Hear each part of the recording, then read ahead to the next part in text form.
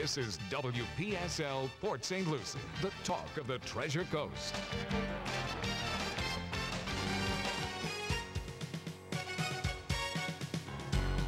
6:06 at WPSL, the talk of the Treasure Coast. Time now for Issues and Answers in St. Lucie County, hosted by Mark Gotz. Good evening. Welcome to the show. We like to examine the different issues that affect our community and have open discussions with guests on these issues. The format for the show is simple, but tonight's subject is going to be classical education. The ground rules are: the first half hour we will discuss a subject or subjects.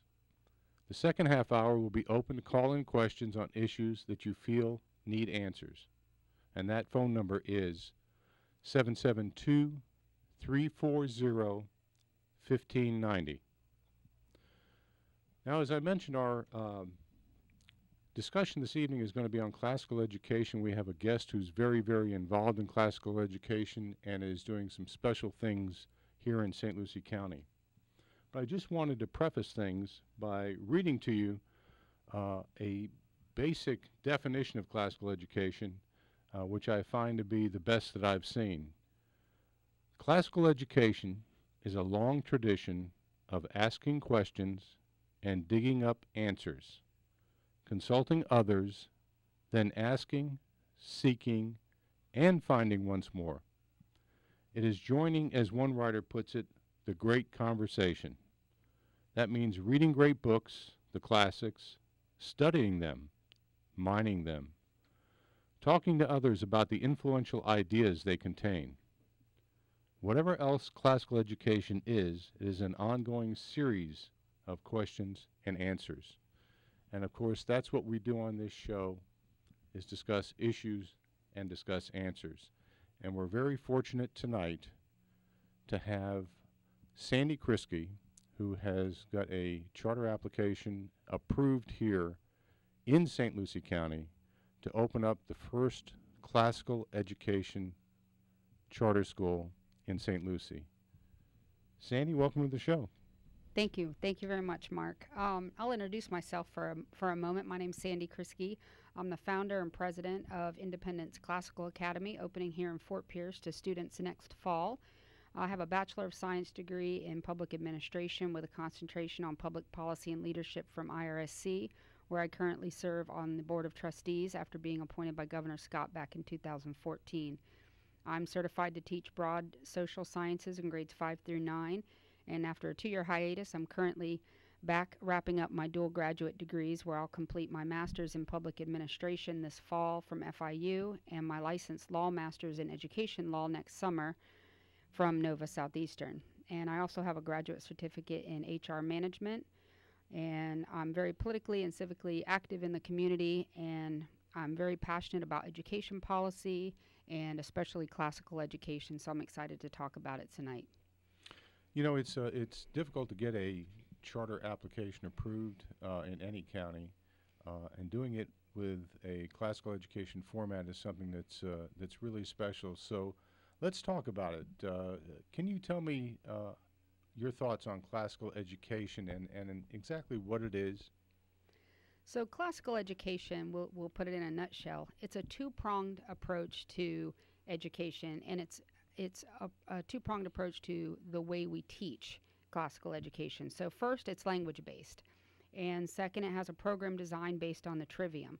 The trivium's best described as a way of organizing our teaching that allows the students to learn based on their age and brain development. I always preface this discussion with, don't let the word classical fool you. Some describe it as centered on the good books, or define it using the trivium and Latin instruction, or that it's a classroom that's structured the way they remember classrooms looking like when they were kids. But while all these are partially true, the word classical is meant to mean the cultivation of wisdom and virtue by nourishing the soul on the search for the good, the true, and the beautiful. So classical education focuses on what the role of education as a whole plays on that search. And like Mark led in with, it's a set of questions and the digging of answers, and that's what classical education does. We take all of our students from K through 12, we organize this method of teaching, and we're providing them questions and we're giving them answers. And as he mentioned, the great conversations, just imagine a first or second grader sitting in a classroom and learning and actually being able to learn from original sources what one of the scientists or great philosophers were thinking and talking about when they made discoveries that they made 1,000, 2,000, 500 years ago, whatever the case may be that they're studying. And then they're finding those answers from that perspective, and then we're going to teach them how to relate that to today and align it with their values and then move them forward in life. So with that being said, let's talk about the trivium, because the trivium is an interesting and sometimes complex thing for people to understand. The trivium is taking the education that we're receiving and we're divvying it up into 3 levels. So we start with the grammar phase, which is grades 1 through 4, where the students are naturally adept at memorizing songs, chants, rhymes, etc. And if you can get them to chant something, they remember it for life. So we teach them that in the early stages. And then in the logic stage, which is grades 5 through 8, the students are naturally more argumentative and begin to question authority and facts. So they want to know the why of something or the logic behind it. And during that stage, we teach students reasoning, informal and formal logic, and how to argue with wisdom and eloquence. They then move on to the rhetoric stage, grades 9 through 12. And that's naturally when students start to develop persuasive speaking, effective writing, and they actually practice that rhetoric. And in this approach to teaching students based on their developmental stage is why it's so effective. And I'll give you a really rudimentary example of the trivium. When they're in the grammar stage, we say this is blue. This is what blue looks like. It's blue. Memorize it, learn it, know it, understand it, and we teach them the ins and outs of it. Then when they move up to the logic stage, they're like, well, what else can make blue? Is blue primary or is it secondary? Are there different shades of blue? We start analyzing the color blue, and we really explain it to them and help them understand it more thoroughly. Then when they move up to the rhetoric stage, when they're supposed to be able to process this information and give it back to you and recall it, we say, what color is this? And they say, well, it's blue. We say, well, prove it's blue. Then they have to use what we've taught them, what they've understood and analyzed, and then defend that position and maybe write about it or talk about it. And they stand at their desks when they're asked a question. They push their chair in and stand up and then respond, and everybody's attentive and listening. So that's kind of the way the trivium works. The second prong is we said it's language-based.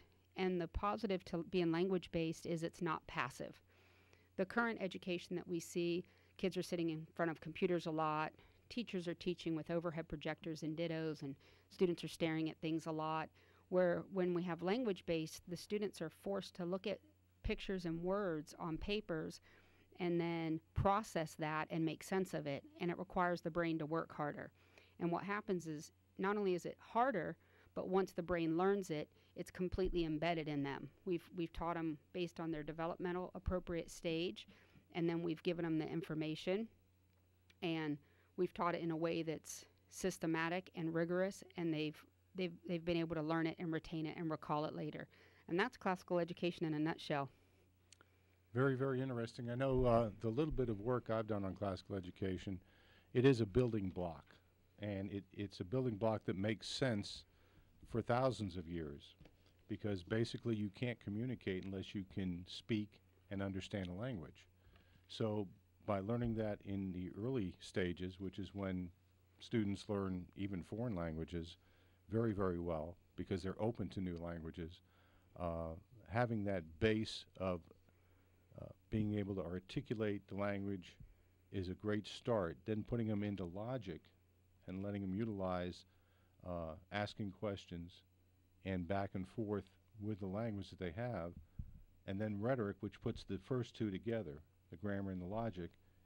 It just is a great building block scenario. Now, why do you think classical education is so needed today, and why it's becoming so successful? Because I know there's about 5 classical education schools that are, I believe, scheduled to open in 2019 here in Florida. And it's exciting to see this movement. I think you're seeing the movement because people are starting to look in the classrooms and see that teachers aren't excited to teach and children aren't excited to learn anymore.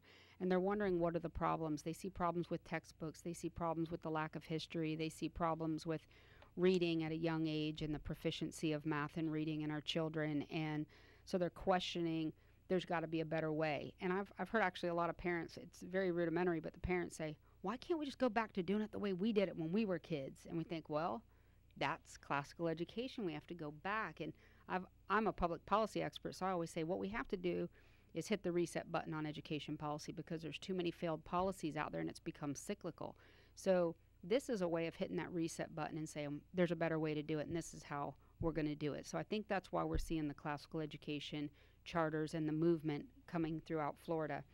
And the reason I think it's needed is because the biggest piece of the puzzle is today's education policy is focused on things like money-driven textbook providers, and there's this huge gap between the writers of the textbook and the teachers who are teaching from them. There's a huge gap between the people who are producing the textbooks and producing the material for them, and then the people who are choosing them. So with that big gap, there's not the ability to understand the material that's in them. And the other thing is that everything's become fragmented as we enter this data-driven world, an assessment-driven world in education. So it comes out to end up being, this math didn't work because we didn't test well on math. Let's change the math. Let's change the curriculum. Let's change the textbook we're using. And it keeps changing. And it's become so fragmented and disorganized that the kids can't make sense of it all. I'll give you an example. My son, who's now in 9th grade, went to a highly prestigious academic magnet school right here in Fort Pierce. I had him on a wait list from birth to get in there, so it's the best of the best. Yet between 1st and 5th grade, he had 3 separate math curriculums. And we wonder why he struggled when he got to pre-algebra. It was not steady enough, and it's become fragmented and disorganized. And what's great about classical education is it's the same now as it was 2,000 years ago, and it's the same now as it will be if your children come to us in kindergarten in 2019 as when they graduate. It doesn't change. It's based on the same philosophies and the same design. So I think that's the big movement in it. And that causes a lot of problems, especially for the people who make money in education.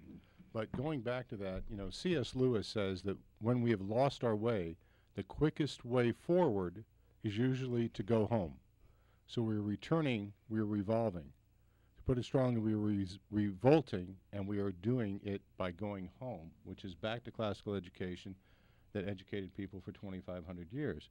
But when you get to the textbook situation, which is always changing, because the textbook industry is about $1.3 billion, and there's only 3 companies that actually provide textbooks for public schools. So this has become a money situation, and also, as you said, they keep changing formats, they keep changing the curriculum that runs in there, because somebody is making money on the new curriculum, on the new boutique idea that they put in front of our kids again. This frustrates teachers, it frustrates students, it frustrates parents. So if we could get on the line, on one line, and go back to what works, which had worked for 2,500 years. We had some of the greatest scholars before 1900. We could actually change our educational system, and the Independence Classical Academy is going to be a real start for that movement, so people can actually get their students into the school. And we'll discuss more about the school when we come back after break. You're listening to Issues and Answers in St. Lucie County with Mark Gotz, and we'll be right back. If as a woman you believe that you can accomplish all that a man can accomplish and more without the help of the government, you just might be a Republican. If you believe that you should have a say in your child's education and that you should have a choice as to where your child is educated, you just might be a Republican. To learn more, go to stluciegop.org and click on Being a Republican.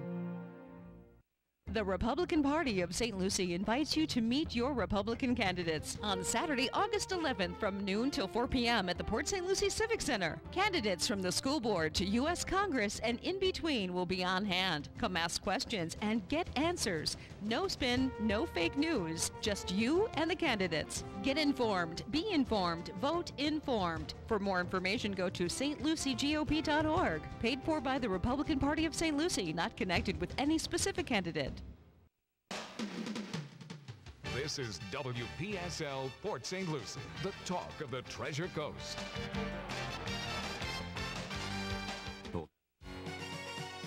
We now return you to Issues and Answers in St. Lucie County.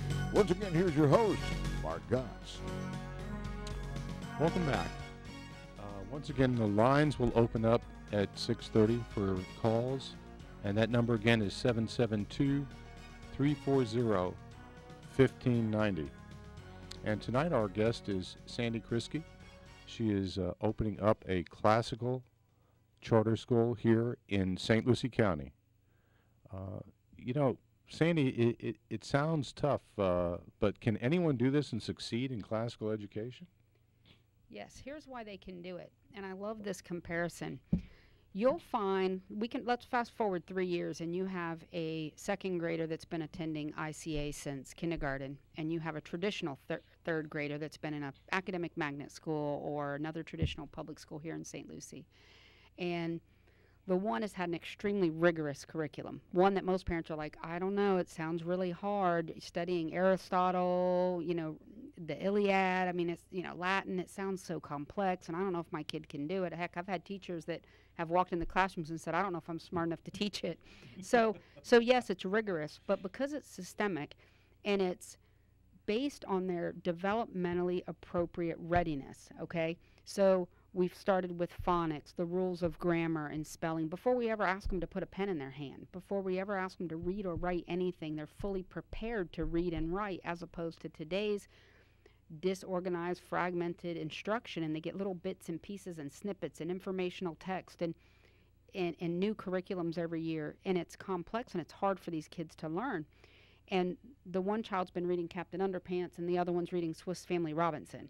So the knowledge is much more in depth and it's much more rigorous, but you will find naturally that the child who's received the classical education finds it much easier.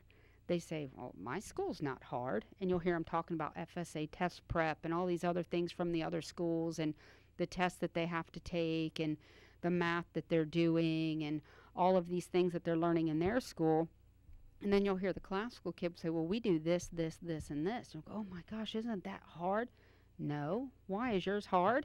They find that it's not hard because it's based on their brain's developmentally appropriate stages. So it comes more naturally to them. It flows freely, and it just becomes natural. So they're writing in cursive where the other kids aren't, and they're reading and spelling correctly, and the other kids aren't. So it's actually tougher. It's much more rigorous. In the end, the results are much higher, but it's easier for them, naturally. Well, I know that classical education school I had the opportunity to be involved with and actually walk through, and was very fascinated at the, I think it was first grade students who were actually taking a word apart so that they knew what each piece of the word actually meant. Most education formats try to teach students about 4,000 words, but this was actually teaching them the pieces of each word and how to dissect a word. Now, this particular school, the Mason Academy, had the highest proficiency for reading of their third graders in the state last year. They were at 91%, which is, you know, just off the charts, because your reading proficiency in third grade is an indicator as to how well you're going to do in school, for the simple reason is K to 3, you're learning to read. After that, you're reading to learn. So consequently, you know, we count our dropouts and things in high school. That's where we're doing the math. But basically, we lose them in high school, but we actually don't do the job in elementary school. The elementary school teachers are the most important teachers in any student's education life. And one of my most excited potential employees is a first grade, was my daughter's first grade teacher, and now she's back to teaching kindergarten, and she cannot wait to come Institute Riggs reading. She's excited beyond the moon about it, and she knows because she's in kindergarten and she's watched these kids come in, and we teach them sight words, memorize these sight words. And so you'll look at a word like little, and we just teach them that that's little, and they should just know little. And then we wonder why in second grade they spell little with only one T. Well, they can't hear the other T. Why is it there? Or what do you mean, what's not W-U-T? Well, it makes the sound. Well, those kids haven't learned the true phonics and phonemic awareness at an early age when it was developmentally appropriate. So at ICA, we'll be teaching kids that the A makes 5 sounds, not just a short and long A. There's 5 sounds to it, and we teach them to break it apart. And you'll see a classroom with kids holding up the number 1 and the number 2 as they're spelling words out loud. And that's what's fun about it. And they're having a lot of fun, and they're chanting, and they're holding up fingers. And so it's not just developmentally appropriate, but it's engaging. So all learning styles get hit with classical education and the curriculum that we use, too. So it's a lot of fun for the kids, so I think. Even though it's tough, it's fun. It is, and the kids find it easy. Yes, because when kids are having a good time, they have a tendency to be more open to learning. And so the presentation on a classical format will certainly help with that. I saw that over at Mason Academy and was very fascinated by that school, which has been an A school since it opened. And one of the most interesting conversations I had with one of the teachers there was actually a 6th grade teacher. And this was the 3rd year that the school had been open, and he was talking about the conversation because they're into logic. And he said the conversation this year with the 6th grade students was just off the chart from the previous 2 years. Mm-hmm. And once again, that goes back to forming that base, and you really begin to see it as those students progress through their educational programs. Yeah, it's actually organized properly. It's organized around the periods in history, and what's interesting about classical education is they set it up in the 12 years of education are 3 cycles of the same 4 years over and over again based on the periods of time in history. So you learn it at a really basic level in 1 through 4, and then when you get upper grade 5 through 8, you get into it a little more details, but it starts back over with the same cycle again, and then again when they get to high school, the same cycle all over again, but much more in depth. And because it's making it easier for them to recall information and retain information because it's repetitive, but at the varying stages that they're in. Mm-hmm. Well, Cliff, should we open the phones? Well, I'm pretty sure you may do so. Any time you want to do it right now? Yeah, we can open it. 772-340-1590. All right, while we're waiting to see if we get any phone calls, the textbooks that you use in your classroom, what are they like? Well, the beautiful thing about charter schools is while we're held to a much higher standard than traditional schools, we have much higher standards for accountability for performance as well as fiscal management. We actually have the leeway to do whatever we want to achieve those results. So we say, this is what we're going to do, this is the results we're going to achieve. We're held to that standards of achievement, but we can choose anything we want. So we'll be choosing curriculums based on their research. We'll be using Riggs, Road to Reading and Spelling and Writing. For our reading program, we'll be using Singapore Math for our math curriculum. Singapore Math is they're the highest performing mathematicians in the world in Singapore. And Singapore Math is used everywhere from a rural school, number 132 up in Virginia, that's achieving 100% of their students. It's not Christiansburg, is it? It's not, and I don't remember, so I don't want to lie to you. But took a wild guess. It is a small rural school. 100% of the kids are on free and reduced lunch, and they're all socioeconomically disadvantaged. But 100% of them are reading and writing and performing math at above grade level, and it's extremely popular, and so we'll be using those types of curriculum because we have that freedom to do so. Yeah, 100% proficiency is great. Mark's choked up. Mark's choked up. I'll take the caller. Well, there is a caller on the line, and his name is Mike. Go right ahead, Mike. I'm going to push your button. Hang on just a second. I have to put the other. We have another caller too, but She's on hold again. Okay, Mike, you're on the air. Mike is the most important, so take me first. Take What a hashtag fascinating take me topic. first. I like that. That's right. Hashtag take me That's first. When calling radio stations. Here's what I was thinking about, because this is just a fascinating topic. I knew you were smart, Sandy. I didn't know you were this smart. However, what happens to children who need remedial things that are coming into the program? Do they come in only in the first day, first month, first year, or do they come in along the way? Can you help them to catch up? So we can look at that at two separate. And thanks for the compliment on the intelligence, Mike. I thought you already knew how smart I was, but we'll look I at knew this. how pretty you were. we'll look at this from two separate ways. We have students that are going to need academic remediation, just based on, let's say they're an ESE student and they're struggling reader, they have learning disabilities, something along those lines. And then we have the other subset of struggling learners that are just behind the curve. Maybe they come to us and they think, oh, they're coming to us in 6th grade and they have formal Latin. They've never even looked at a Latin word before, and they've never taken Singapore math, and it's a different method of learning. So those are your two directions that they can come in and need remediation. So what's interesting about Independence Classical is we will level our classrooms. So a teacher's not concerned with having to teach a class of 18 where 4 are well above the curve and 4 are struggling and well below grade level, and then the 10 in the middle are average on-level learners. And in today's economic and educational policy, this teacher, based on performance, has to just teach to those 10 middle. They have to look at the top 4 and go, they're good. And they have to look at the bottom 4 and say, they're going to have to get separate instruction, some pull-out instruction. And every time those kids get pulled out, the gap widens, because now they're pulled out to bring them up in reading, but now they're missing their math lesson, okay? So we level our classes so the teacher can take her entire curriculum and bring it up to those who are above level or bring it down to those who need caught up. And the students, to further that, the students get math and reading across the entire school, grades K through 12, all at one time. So if you have a student who's struggling in math and they're testing at level 3A, but they're in 5th grade, during that math block, they can actually go down to 3A. And we don't have the system that the public school system has, where you have to go through 14 weeks of review to get a child moved somewhere with school psychologists and ESE staff and all of that. We have somebody right on staff. Our teacher gets the input. Our principal makes the decision, approves it, and within 2 days that child can be moved.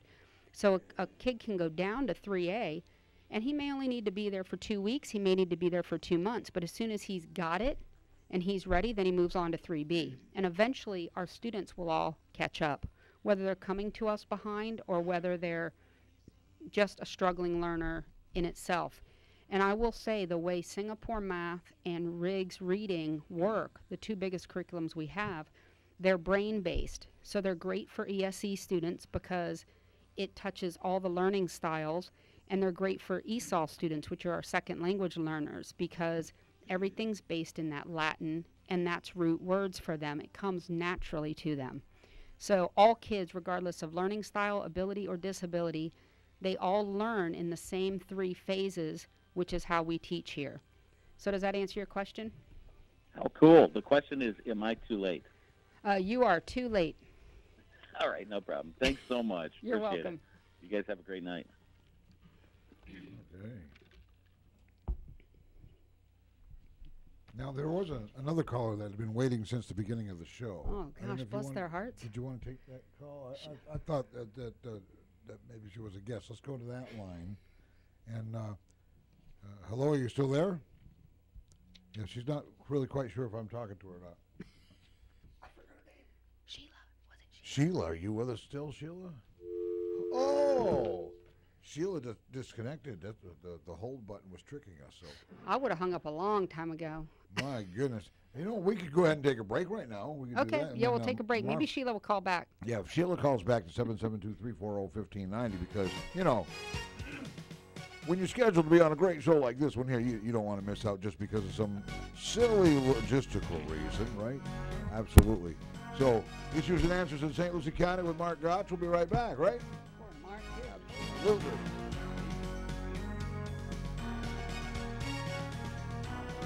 St. James Christian Academy is fully accredited and is now enrolling for fall, preschool through 12th grade, providing students with excellent education in a safe Christian environment for over 17 years. They offer dual enrollment, a BECA curriculum, transportation, affordable aftercare, STEM classes, sports, dance, and karate.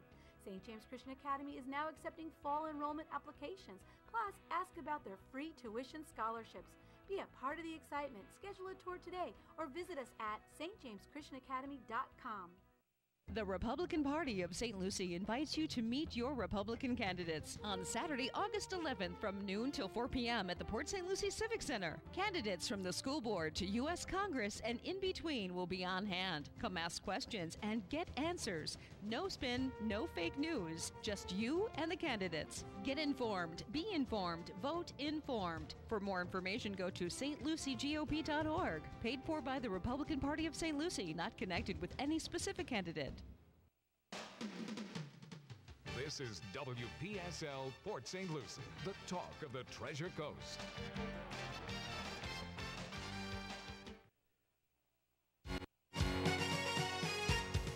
And now, back to Issues and Answers in St. Lucie County with your host, Mark Gotz. Well, hopefully I'll be back for a while here. Again, this evening we have Sandy Krische of Independence Classical Academy, a charter school that will be opening up in 2019 here in St. Lucie County. And we've been talking about classical education. You know, Sandy, one of the things that classical education kind of promotes, and we've been talking about reading, is Latin. Can you explain how Latin is going to be interwoven into the school? Yes, I love Latin. As I've researched and prepared the school for opening, I've decided I'm going to sit in on all the Latin classes because I'm going to be much more intelligent when I'm done. The question is, why not teach Latin? The fact is, up until the past 3 or 4 decades, Latin was considered a necessary staple for a good education. But times have changed, and now we have to defend the use of it. We think of it as old school, a dead language, but we're not really teaching them the language necessarily, although kids that leave our formal Latin can move on into high school and take Latin 1 through 4 should they choose to do so. But the reason Latin is so important is we derive approximately 60% of our words from Latin. So the vocabulary is extremely more versed in those who understand Latin. About 90% of our words with 2 or more syllables are derived from Latin. Not only our language, but all of the Romance languages. There's 5, French, Italian, Portuguese. There's 2 more, French, Italian, Spanish, Portuguese, and Romanian. That's it. I knew I could get it. And Romance language sounds like it would be French, but Romance really is talking about Rome, correct? Correct. They're the originating languages. So about 80% of their words in those 5 Romance languages come from the Romance phase or in time, and they all come from Latin as well. So students test better, they speak better, they write better, their vocabulary is higher, and their grammar is better because it's structured properly once they learn Latin. So we start in 2nd grade with an informal Latin. It's on a wheel just like PE, music, and art is. So we give them that Latin base, and then by 6th grade, students start formal Latin, and then when they get into high school, they can either choose to continue on in Latin in the higher grades for high school, or they can switch to one of the other languages, you know, French, Spanish, those that are typically offered. But it's going to help if you have a student who's interested in agriculture or a student who's interested in technology. People think technology is so modern, but a lot of the words are derived from Latin usage. Kids that are interested in medicine or any of those types of education fields, those are great to have that Latin base. They perform better on SATs, ACTs, FSA, and even the GRE. The statistics show that students, because they can break them down, and they actually perform better in math because they can break things down in mathematical word problems. They can figure out, even if they don't know what they're asking, they can figure it out. So that's the importance of teaching Latin. Well, I know that a lot of schools are looking for extracurricular activities. And of course, in a charter school, you only have so many students, so it's and only a certain budget. So you only have so much room for sports activities and things like that. What are you planning at ICA?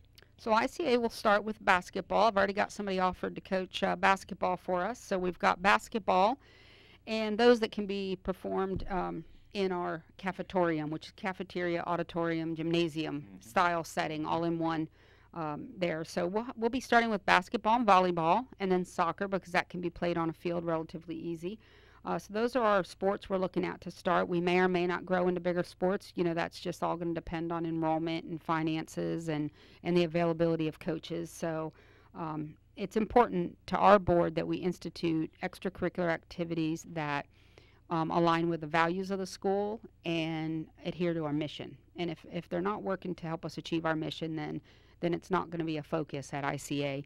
But what's interesting is, because we have the civic engagement piece, at ICA, we will be instituting and seeking out a JROTC program for our high schoolers as we move into high school. And we will be introducing something that no other schools have in St. Lucie County, and that's an agriculture program. There is an FFA program at Westwood, but I believe they only have a few spots, and they don't have any room. So we'll be the only school in St. Lucie County that will offer a full agricultural and agricultural technology program to our students. Now, you spoke about civics, and of course, people may not realize that charter schools are 501c3 corporations, so obviously they have a board of directors. Do you want to talk a little bit about your board of directors, any of the people who sit on it that you might want to I would love to plug my board. My board is Kinda thought you amazing. would. Yes, my board is amazing. So let's talk about my board.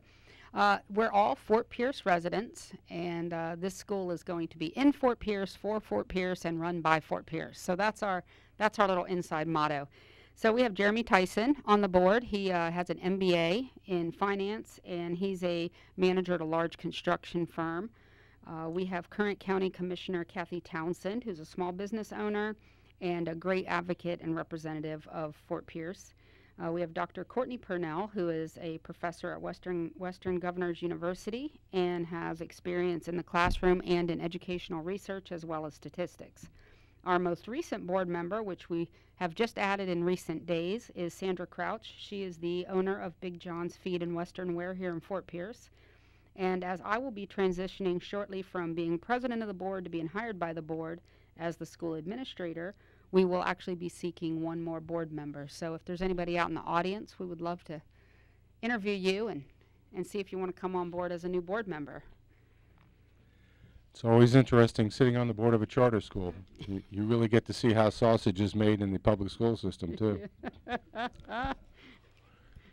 Well, let's talk about funding, because, you know, I've spoken about funding for charter schools for years, because charter schools basically work on a 70-cent dollar.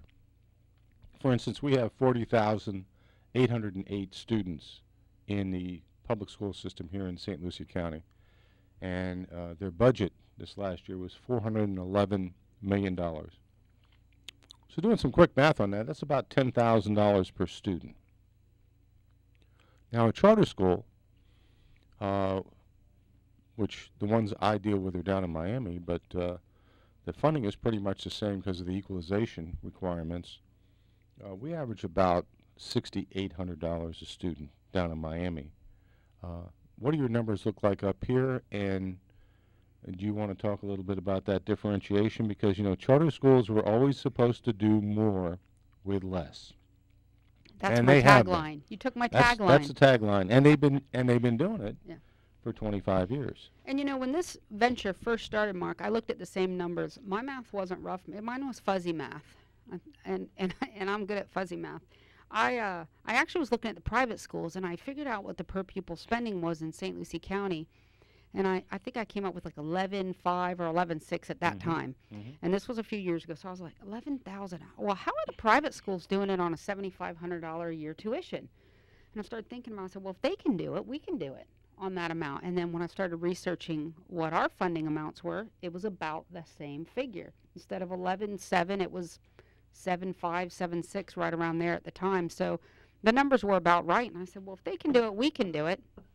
And I started looking into the finances of it, and traditional schools get the local state, federal dollars, plus grant money, plus PICO funding, plus capital outlay funds, and da-da-da-da-da, and it goes on, and we don't get nearly that amount. We're not eligible for the PICO and the capital outlay until you hit a certain point at your charter school. So you don't get all the federal funding. You know, you're eligible for grants, but it's not guaranteed, of course. So there's a big gap, and I have a lot of people that ask me, how are you going to do this? How do you start a school? Where do you get your money from? But the truth of it is we don't get $1 until our students are in the seats. So how are we building a building and buying land and getting uniforms and training teachers and doing all of that? And the truth is we're going to rely on the public a lot. So we're going to have to raise, we believe conservatively, around $350,000 between now and next May or June. And we need that money to cover printing and marketing and enrollment and applications and job training for teachers and board training for the board and furnitures, fixtures, equipment, computers, all that good stuff that goes into a school. So we're very conservative. I heard a superintendent a few years ago say we've cut all the fat and we're down to the bone. I don't know if anybody remembers that famous tagline. And I thought, oh, I don't think you are, because there's 7 administrators over there at one of your high schools, and I don't think you need 7 administrators at one high school.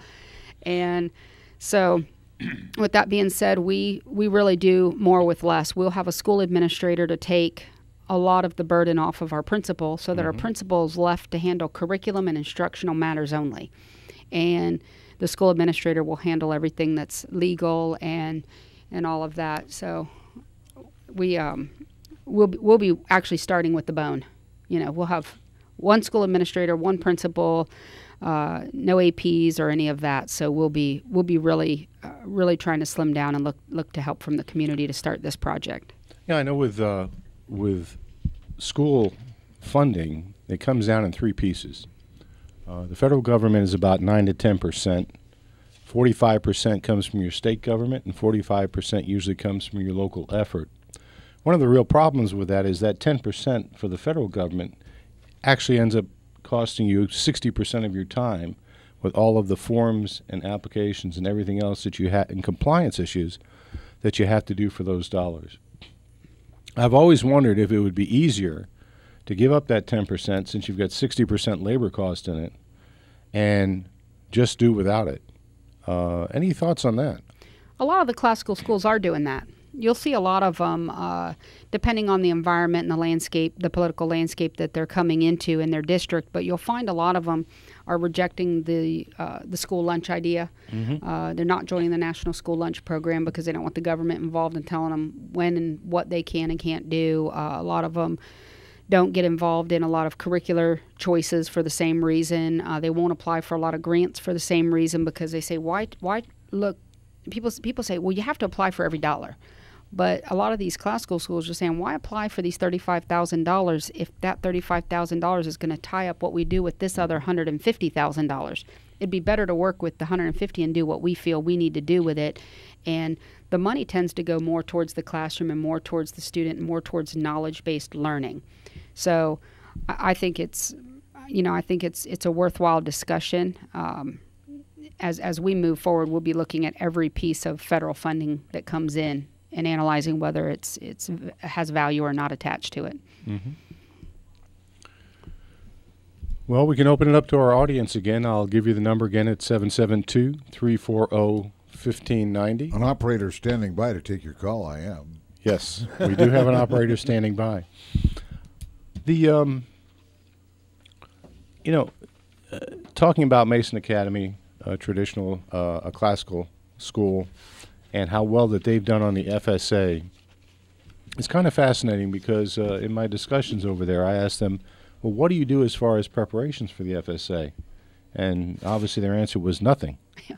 We just teach basic fundamental classical education and, let the students just take the test as it comes in. So there's and with more classical education schools coming throughout the state of Florida, as they continue to show great progress over the next 4, 5, 6 years, I'm just wondering if that will ever have an effect on the public school system.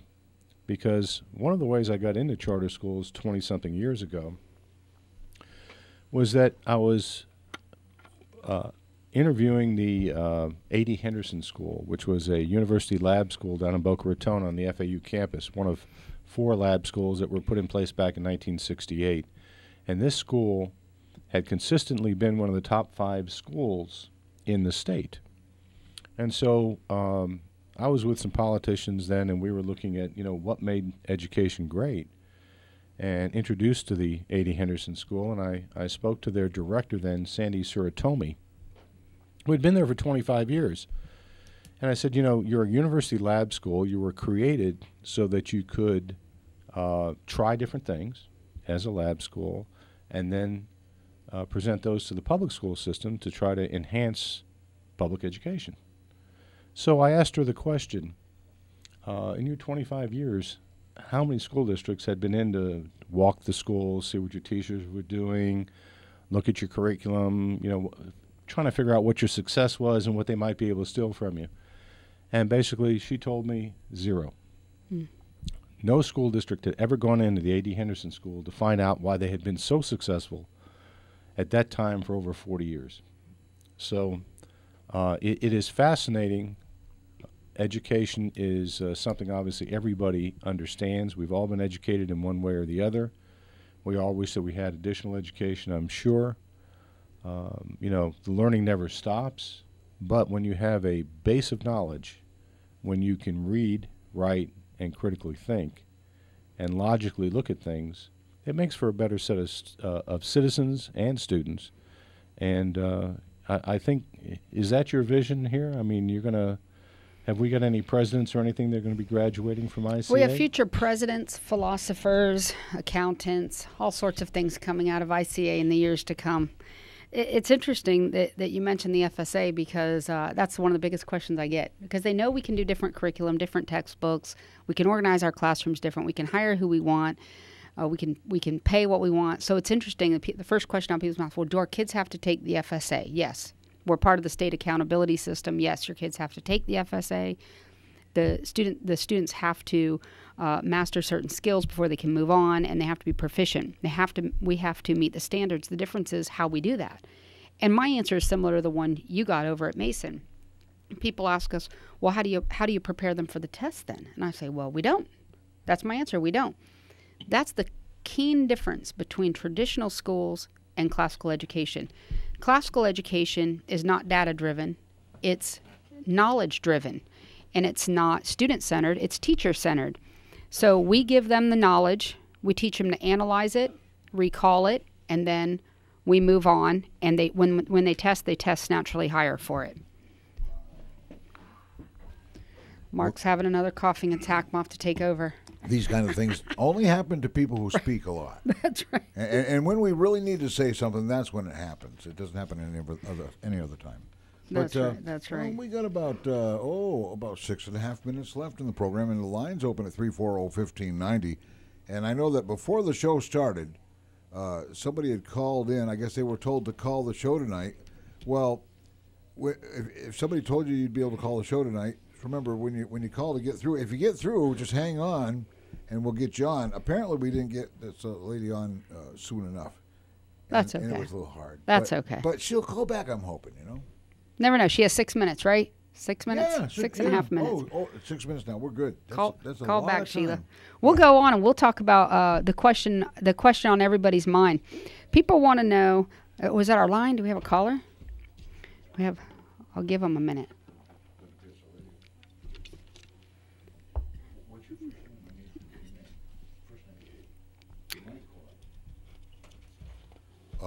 We got to keep talking, though. We can't Okay. just Okay. But I don't know if it's the same mic or not, but we do have another call. maybe another mic on Another the phone. mic. Mic on the phone, like microphone. Okay, Mike, hi there.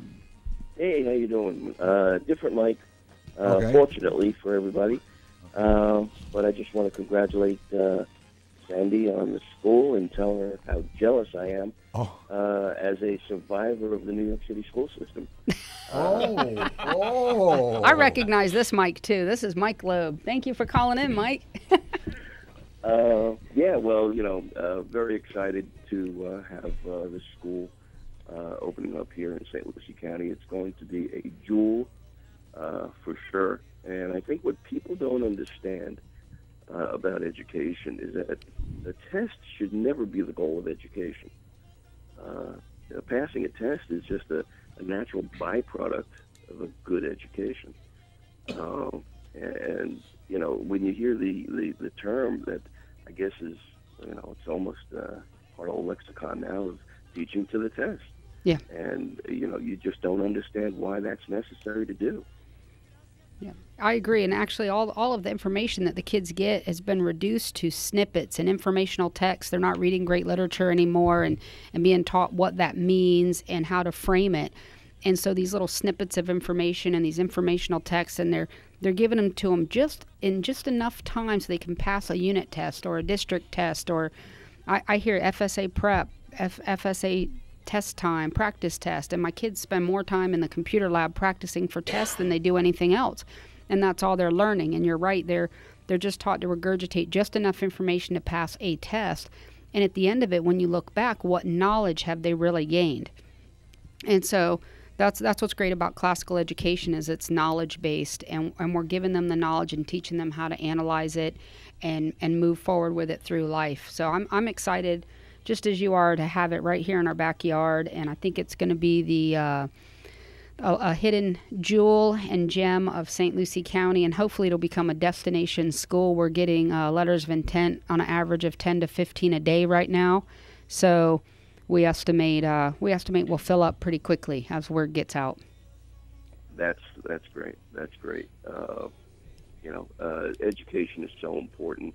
Especially to teach the history of our country.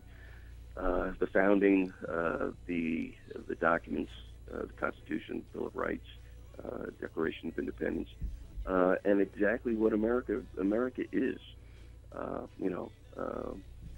The truly exceptionalism that we have here. And I think we're losing that when you see, I don't want to get too political, but when we start electing socialists, there's a problem. Yeah, absolutely. Get political. I think one of the keys that you'll find at Independence Classical is that everything that we've done is sent, every board policy, everything we've looked at, every curriculum we've instituted is all based on Western traditionalism and American exceptionalism. We're going to be producing true patriots, people that are able to uphold and defend the Constitution and have a desire to do that when they leave our walls. So we hope to put that right back into the hearts and souls of kids as they come to ICA. That's good. That's good. Hopefully, ICA will be one of many to come to St. Lucie County, to the state of Florida, to the nation, because we definitely need a monumental shift in how we educate our youth. Absolutely. Thanks for calling in, Mike. And Sandy, Sure, tell us, how do parents get a hold of you if they want to sign up their students? Well, I'm going to give you, I'll give you our website, and forgive the fact that it's still a work in progress because we're newly approved, and we still have people working on our things like websites and social media and all of that. I'm certainly no guru at that, but our website is www.icacharter.com. That's ICA for Independence Classical Academy, charter.com. You can also go to Facebook and just type in the search bar, Independence Classical Academy. It'll come up, Facebook page. You can find all of our events and town halls. You can find out how to fill out a letter of intent. You can also call me directly. My cell phone number is 772-216-5709, and you can call me directly, and I'll be happy to email you or discuss whatever you'd like to discuss. Well, Sandy, I'd like to thank you very much for joining us tonight. I believe the information you've conveyed is very, very important to the citizens of St. Lucie County, because obviously education is a major issue for us that this county has been very concerned with for many, many years. Go ahead. I'd like to thank everybody for listening, and be well and have a great week. Well, you've been listening to it. It's called Issues and Answers in St. Lucie County. It's every Monday night in the 6 o'clock hour with Mark Gotz and his guests. And, hey, it's one of those regular shows that you're going to want to be a part of yourself. So be sure to call in next time. This is WPSL Port St. Lucie, the talk of the Treasure Coast, celebrating 25 years and counting.